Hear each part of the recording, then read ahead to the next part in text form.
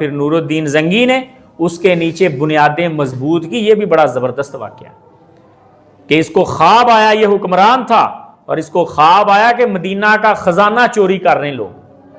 ایک دن خواب آیا, دوسرے دن پھر خواب آیا کہ مدینہ کا خزانہ چوری ہو رہا ہے, تیسرے دن پھر خواب آیا. جب خواب آیا پریشان ہو گیا, تب اس نے لوگوں کو, علماء کو بلا کے پوچھا کہ مجھے 3 دن ہو گئے یہ خواب آ رہا ہے, مجھے اس کی تعبیر بتاؤ.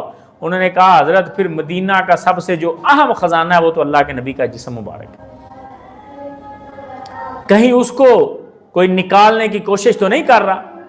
اس نے کہا کہ میں نے خواب میں ان کے چہرے دیکھے, میں ان کو پہچان سکتا ہوں. وہ مدینہ میں سے کوئی بندہ نہیں, وہ باہر سے آئے ہوئے لوگ ہیں. انہوں نے کہا کہ جتنے بھی مہمان آئے ہیں باہر سے اس وقت مدینہ میں زائرین, سب کی دعوت کی جائے نور الدین زنگی کے محل میں. اور دربان کے پاس اوپر نور الدین زنگی خود بیٹھے, آتے جاتے بندوں کو دیکھے اور پہچانے ان میں سے کون سا بندہ. سارے لوگوں کو بلا لیا گیا, ان میں سے کوئی شخص نظر نہ آیا. اس نے کہا ان میں سے کوئی رہ تو نہیں گیا؟ انہوں نے کہا کوئی نہیں رہ گیا, سارے آ گئے. اس نے کہا پھر دیکھو جا کے کوئی رہ تو نہیں گیا؟ انہوں نے کہا جی کچھ مہمان آئے ہیں, جھونپڑی لگا کے بیٹھے ہیں حرم سے دور باہر, وہاں سے وہ کبھی کبھار اندر آ جاتے ہیں. اس نے کہا انہیں بھی بلاؤ. انہیں بلایا گیا. یہ وہی چہرے تھے جو خواب میں اس نے دیکھے. ان کو پکڑ لیا گیا. پکڑ کے جب تحقیق کی تو پتا چلا کہ وہ وہاں خیمہ لگا کے نیچے سے سرنگ نکال رہے ہیں, جو اللہ کے نبی کی قبر مبارک تک جانے کی کوشش کر رہے ہیں. اور ان کی کوشش ہے کہ اللہ کے نبی کے مبارک جسم کو یہاں سے چوری کر کے اپنے پاس رکھا جائے. ان کو پکڑ لیا گیا اور اس کے بعد اس نے حکم جاری کیا کہ نیچے بنیادیں اور خندقیں نکال کے نیچے کنکریٹ کے ساتھ ہر سائڈ سے بند کر دیا, اور اسی دیوار کے نیچے اس کو بند کیا گیا. کنکریٹ کی دیوار بنائی گئی روزہ کے ارد گرد. 2 دیواریں ہو گئی, ایک روزہ کی عام کچی دیوار, ذرا سمجھ لیں مسئلہ, روزہ کی عام کچی دیوار, اس کے ارد گرد کنکریٹ کی دیوار بند, جس کے اندر کوئی دروازہ نہیں, کوئی کھڑکی نہیں. آج تک بھی یہ بند ہے, مکمل بند. اس کے بعد 2 دیواریں ہوگی. تیسری دیوار اس کے ارد گرد بنائی گئی جو 5 کونوں والی بنائی گئی, 4 کونوں والی, اور 5واں کونا 2 وجوہات ہے اس کی, اور 5واں کونا مسجد نبوی کی طرف یعنی نمازیوں کی طرف. 2 وجوہات.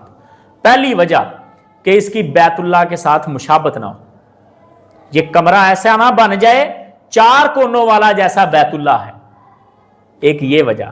اور دوسری وجہ یہ کہ جب اللہ کے نبی کی قبر مبارک بنائی گئی تھی تب مسجد چھوٹی تھی, اب مسجد کی توسیع ہو گئی تھی. اللہ کے نبی کی قبر مبارک مسجد میں نہیں بنی تھی, مسجد نبوی میں, یہ گھر میں بنی تھی, روضہ رسول میں, حضرت عائشہ کے گھر میں.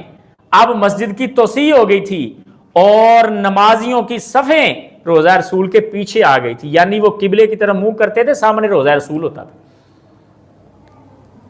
تو یہ چیز نامناسب تھی. اللہ کے نبی منع فرمایا کرتے تھے, لا تتخذوا قبری مسجدہ, میری قبر کو مسجد نہ بنانا, سجدہ گاہ نہ بنانا.